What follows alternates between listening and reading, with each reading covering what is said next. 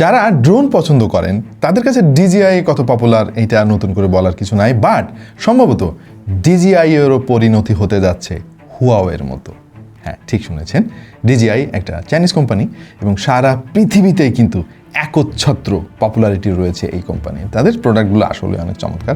আমরা নিজেরাও ডিজিআইয়ের প্রচুর প্রোডাক্ট ব্যবহার করি, তাদের মাইক্রোফোন ব্যবহার করি, আমাদের ড্রোন রয়েছে এবং ডিজিআইয়ের পকেট 3 আমরা ক্যামেরাও ব্যবহার করি। কিন্তু আমেরিকার নজর পড়েছে এই ডিজিআইয়ের কোম্পানির দিকে, যেমনটা পড়েছিল হুয়াওয়ের দিকে, এবং হুয়াওয়ে তো সারা পৃথিবী থেকে বলা যায় যে ভ্যানিশ হয়ে গিয়েছে চায়নার মার্কেট ছাড়া।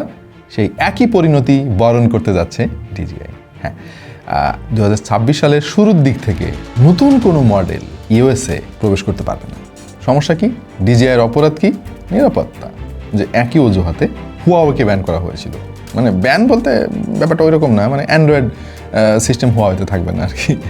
সো এটাও হতে যাচ্ছে ডিজিআইয়ের জন্য। এর ফলে যেটা হবে, ডিজিআইয়ের নতুন কোনো প্রোডাক্ট আমেরিকাতে অ্যাভেলেবেল হবে না, কেউ কিনতেও পারবেন না, চালাইতেও পারবেন না, চালানো অপরাধ। তবে হ্যাঁ, পাশাপাশি এটাও জানা যাচ্ছে যে যে সমস্ত পুরাতন প্রোডাক্ট ইউএসএতে অলরেডি মানুষ কিনেছে সেগুলো তারা ব্যবহার করতে পারবে। এখন আমেরিকার মতো একটা বড় মার্কেটে যদি ডিজিআই অ্যাক্সেস করতে না পারে, এইটা অবশ্যই মানে ডিজিআইয়ের জন্য অনেক বড় একটা ধাক্কা। যদিও ডিজিআইয়ের তো ওরকম অ্যান্ড্রয়েড সিস্টেম লাগে না বা ওরকম কিছু নাই, এর ফলে হয়তো পৃথিবীর অন্যান্য দেশে তারা ঠিকই বিজনেস করতে পারবে, বাট ইউএসএর মার্কেটে অ্যাক্সেস করতে না পারাটা এত বড় একটা কোম্পানির জন্য বিশাল বড় একটা ধাক্কা।